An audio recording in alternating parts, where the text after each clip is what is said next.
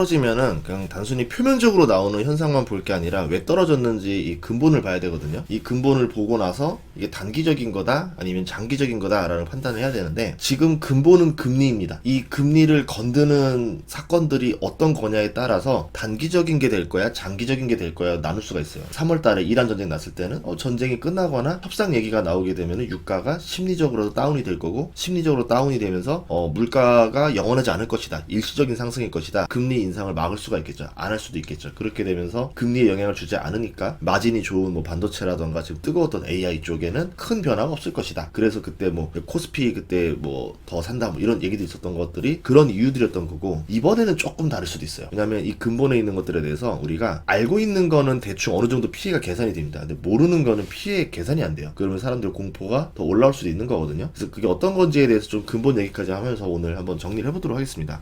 아마 주말이니까 좀 여유가 있잖아요. 어제 BCA 리서치에서 나왔던 게 뭐였냐면, 연준이 AI 주도 인플레이션 방치하고 있다. 그러니까 금리를 너무 낮게 유지하는 게 주식 거품을 부풀리고 있는 거다라는 경고를 했었습니다. 이게 뭐냐면 AI로 인해서 전기료가 오르고 메모리 칩 비용이 상승하고, 이것 때문에 물가가 상승하고, 물가가 오르니까 실질 금리가 또 상승하고, 연준도 금리 인상을 해야 되는 상황인데 이거를 알면서도 방치하다가 나중에나 금리 인상 따라가지 않겠느냐, 이런 이야기들이었다라는 거죠. 이거야 뭐 나중에 장기적인 얘기니까 크게 데미지를 오진 않습니다. 그런데 어떤 게 있었냐면, 브로드컴발 이제 실적과 전망 악재가 투자 심리를 흔들었죠. 이게 왜 많이 떨어지는 폭을 만들었냐면은, 최근까지만 하더라도 브로드컴 발언 전날까지만 하더라도 악재가 없었습니다. 모두가 낙관적인 전망, 다 좋아 뭐 최고야, 이런 상태가 됐던 거죠. 그러면 자 생각해 봅시다. 너는 발이 빠른 주자야. 그리고 투수는 견제구를 던질 수 있는 상태가 아니야. 어깨가 너무 아파 보여. 그럼 뭐 해야 되겠어? 2루로 도루할 준비해야 되겠지. 그런 것처럼 모두가 당연히 지금 도루를 뛰는 타이밍이라 생각을 했던 겁니다. 그랬는데 갑자기 이 과매수 상태에서 견제구가 들어와요. 악재가 나와버린 거죠. 역 타이밍에 걸리면은 당연하게 세이프 해야 되는 것도 세일 못합니다. 오를 거라 생각하고 주가들이 선반영을 다 걸어놓은 상태였는데, 여기에서 브로드컴이 미래에 대한 공포를 살짝 심어줬어요. 그러면서 주가들이 도돌이표로 돌아오면서 한 2주 전에 주가로 돌아온 겁니다. 최근 2주 동안 굉장히 많은 상승폭이 있었는데 그게 싹 돌아와 버렸어요.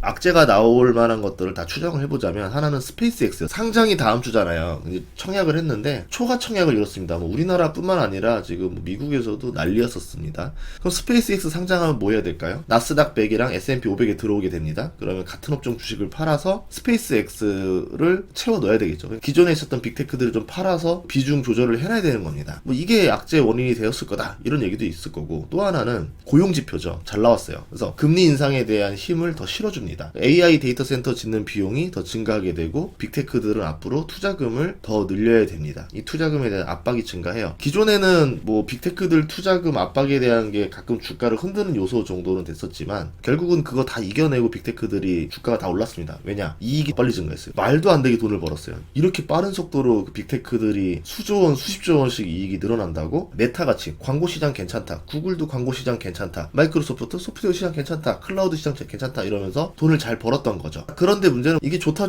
하면서 데이터 센터 투자 비용이 더 빠르게 증가합니다. 투자자들이 이걸 좀 불안해했었던 건데 이걸 이번에 건드린 거예요. 이게 지금 현금이 넘치는 빅테크가 투자에 부담을 느낄 일이 없다라는 게 당연히 지배적인 생각이었었고, 오라클 같은 경우야 뭐 현금 대비 부채가 워낙 많고 투자가 워낙 과하니까 그때 오라클 때문에 빅테크들도 조정을 받았던 적이 있었죠. 근데 최근에 구글이 유상증자를 합니다. 메타도 그럴 것 같다라는 뉴스가 나왔어요. 파이낸셜 타임즈에서 나왔었죠. 자, 그래서 한번 알아보니까 아마존, 마이크로소프트까지 이 유상증자 행렬이 이어질 수도 있겠다. 빅테크들이 데이터 센터 투자에 부담을 느끼고 유상증자를 통해서 자금을 조달한다. 이거 악재가 될 수 있죠. 왜? 데이터 센터를 짓고 단기간에 비용 회수가 될 거라고 보는 투자자들은 별로 없어요. 빅테크 CEO들이 그렇게 말하지만 정말 그럴까에 대해서는 다들 의구심이 있습니다. 의구심이 있는 데다 유상증자를 한다? 내 주머니에서 돈 나갈 때는 또 다른 얘기가 되는 거죠. 이런 이유로 메타의 주가가 떨어지게 됩니다. 메타와 다른 기업들의 현금 흐름 상태가 얼마나 엉망인지를 볼 필요가 있겠죠. 그래서 제가 지금 그거를 조사했고, 이거를 지금 멤버십 전용 자료를 만들고 있었었는데 증시 상황이 또 이번 금요일에 너무 안 좋았다 보니까 일부는 좀 공개를 하도록 하겠습니다. 메타의 현금 흐름을 보면은 순이익과 영업이익은 굉장히 우수해요. 그런데 자유현금 흐름은 72억 달러밖에 안 됩니다. 영업이익의 3분의 2를 자본 지출로 쓰고 있는데 결국 AI에 대한 투자라고 볼 수 있겠죠. 그러면 번 돈의 3분의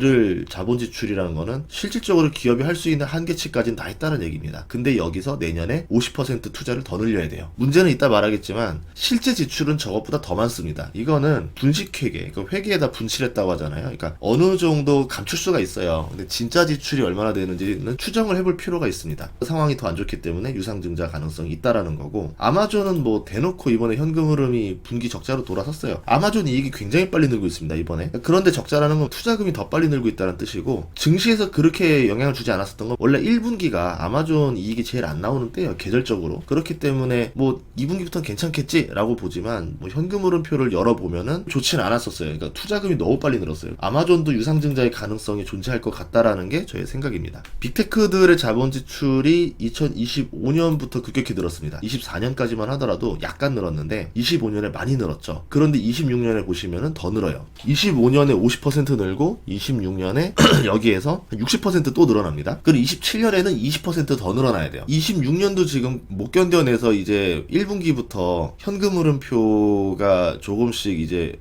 망가지려고 하고 있는데 내년은 견딜 수 있을까요? 내년에는 현금 흐름표 적자나는 빅테크가 꽤 나올 것 같아요. 그러면 27년까지 정도 투자가 한계거나 26년이 실질적인 감당할 수 있는 한계다. 그러면 27년 투자금 증가분은 유상증자라던가 또 다른 투자를 받아서 메워야 된다라는 겁니다. AI에 대한 패권을 잃지 않기 위해서 연준이 금리 인상을 못했던 이유도 여기에 해당되는 거죠. 그런다 하더라도 채권금리는 올라갈 거고, 유가가 지금 90달러 이상 3개월 위에 있었고, 그러면 CPI가 4%를 넘길 거로 지금 예상되고 있고, 실질금리 인상을 막기가 어려울 수가 있겠죠.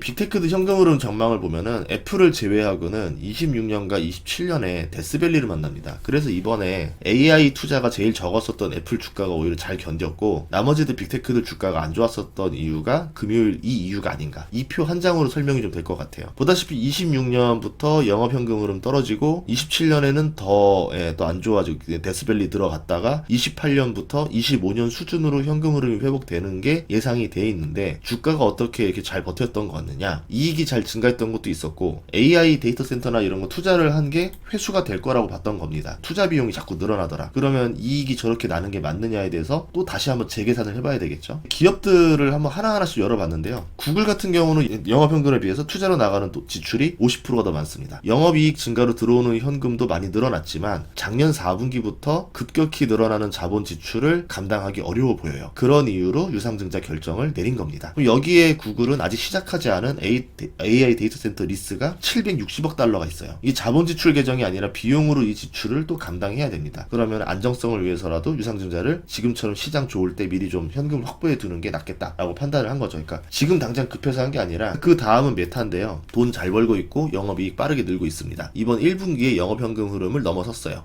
투자 지출이. 그래서 회사의 현금이 줄어들기 시작하는 구간에 왔습니다. 참고로 메타는 구글보다 리스 상태가 더 나쁩니다. 시작하는 리스가 1830억 달러고 취소 불가능 계약이 2620억 달러예요. 우리 돈으로 400조 원치를 계속 사줘야 돼요. 누구한테 사주냐? 자기가 투자한 AI 데이터 센터 합작회사한테 사줘야 됩니다. 이런 계약을 한 이유가 뭐냐면, 이렇게 하면 자기들 부채로는 안 잡혀요. 대신에 내가 이 구매 계약을 해줄 테니까 이렇게 투자를 좀 해줘라고 해서 한 겁니다. 그리고 여기에 대한 지분이 20% 이하기 때문에 내게 아닙니다. 여기 부채가 나한테 들어오지가 않아요. 회계상 예쁘게 만들 수 있다라는 거죠. 그래서 AI 투자 센터 이렇게 받는 조건들로 들어갔다라는 거예요. 그럼 돌아오는 만기를 고려했을 때 메타도 유상증자를 1년 이내에 해야 될 가능성이 높다라는 거죠.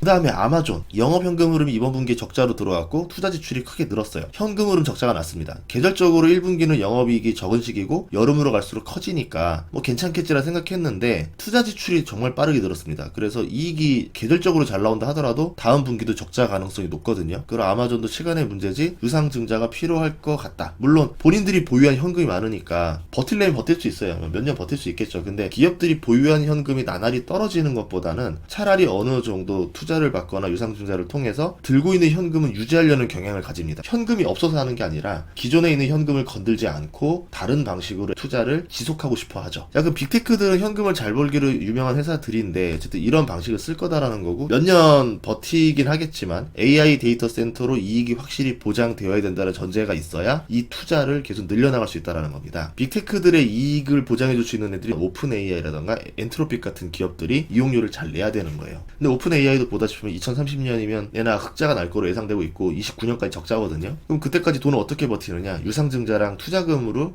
연명하게 되는 겁니다. 이 투자금 상당 부분을 빅테크가 다시 또 돈을 빌려줘서 그 돈으로 다시 또 이렇게 하고 있는 거고, 빅테크도 현금 흐름이 마이너스로 향해 가기 시작하고 있고 이제 투자할 여력이 안 나오기 시작한다라는 거죠. 이러면서 그동안 선순환이었던 이 구조가 서서히 둔화되고 멈춰가는 과정이 된다. 제가 아까 리스 얘기했었는데 AI 데이터 센터 투자 구조를 보시면은 사용자인 빅테크들은 20% 이내로 투자를 하고 사모가 80% 정도 투자해서 합작회사 SPV를 만들어요. 이 합작회사 현금과 모회사의 신용을 담보로 대출을 받아서 AI 데이터 센터를 짓습니다. 그러니까 건설로 치면 PF 대출 같은 거 받는 거죠. 빅테크라든가 오픈 AI 같은 회사들이 이 데이터 센터 사용료를 장기 계약을 맺어줍니다. 그러면 여기는 짓기만 하면은 돈 버는 거는 그냥 안정적으로 갈 수 있는 땅 짓고 헤엄치기 사업이 되는 거죠. 그래서 AI 데스에는 이자를 내고 장비를 사도 이용료를 꾸준히 받을 수 있는 게 확실하게 담보가 돼 있기 때문에 장기간 고수익이 나는 상품으로 돼서 PF 대출을 조달을 받은 겁니다. 그래서 높은 신용을 가지고 저렴한 이자로 대출을 받아서 마진을 최대한 늘리고 이걸 고수익 상품으로 만든 다음에 이제 이걸 가지고 이제 들어오는 돈은 배당을 내리고 나중에 뭐 데이터 센터 판다던가 이런 식으로 해서 투자자들한테 다시 매각 차익을 돌려주게 되겠죠. 그러니까 사모펀드도 이 구조를 보고 80%의 돈을 들어오게 된 겁니다. 그러면은 이 부채에 대한 책임은 사모펀드가 지는 거고, 이제 빅테크는 자기네가 부채 인식을 하지 않고 대신에 이용료나 리스료를 내줘야 되는 상황이 되는 거죠. 자, 그러면은 이게 유지되려면 어떤 게 있어야 되느냐? 메모리 같은 칩 가격이 더 상승하면 안 되고 금리 인상도 오면 안 되고 전기료도 오르면 안 됩니다. 이 가격들이 오르면 비용이 늘고 수익률이 떨어져요. 고수익 상품이 저수익 상품으로 바뀝니다. 그럼 투자자가 안 붙겠죠. 여기에 은행들도 수익률이 하락되면은 리스크가 올라갔기 때문에 이율을 올립니다. 그럼 비용이 더 늘어나겠죠. 이걸 막는 방법이 하나 있습니다. 빅테크가 더 비싼 가격으로 이용료를 내면 돼요. 그러면 빅테크들 현금 흐름은 더 악화되겠죠. 클라우드 요금을 더 늘리게 되면 토큰 비용이 더 올라가니까 기업들이 토큰 비용을 줄이려고 노력을 하겠죠. 더 못 늘릴 수도 있을 겁니다. 이란 전쟁이나 이런 것들은 단순히 전쟁이 끝나면 될 일들인데, 이제 이런 같은 경우는 구조적인 리스크가 걸려버리면 이거는 해결이 조금 어려울 때도 있어요. 어떻게 이제 해결될 거냐를 좀 잘 볼 필요가 있을 것 같다. 빅테크들의 자본 지출 부담은 결국 투자 축소로 이어질 수밖에 없다. 언제가 정점이냐를 모든 투자자들이 얘기했던 이유가 이 이야기가 근저에 있었기 때문에 이게 수면 위로 언제 드러날 것인가, 언제 투자 축소를 빅테크들이 발언을 할 것인가, 이걸 제일 두려워하는 소식이었던 거예요. 근데 아직까지는 빅테크들 입에서 그런 게 나오진 않았습니다. 좀 지켜는 봐야 되긴 하겠지만 2023년부터 시작됐던 주도주의 4년 상승기가 소강 상태로 갈 수도 있다라는 거죠. 그러면 우리는 뭘 해야 되냐면 새로운 투자처를 또 찾아봐야 된다. 그동안 주도주로 돈 잘 벌었지만 고마워서 주도주야, 새로운 주도주를 찾으러 가볼게. 그래서 투자자는 사업가가 아니기 때문에 또 좋은 데로 투자를 이동하면 돼요. 그러니까 투자자 유목민족 같은 느낌이 나고, 사업가는 농경민족. 여기서 흉년이 나면 죽는 거예요. 무조건 풍년을 만들어야 되는 거고, 유목민족은 그냥 풍년이 난 곳으로 이 양떼들을 이끌고 돌아다니면 되는 겁니다. 그래서 여러분은 투자자니까 여러분이 가장 유리한 방식으로 결정을 해서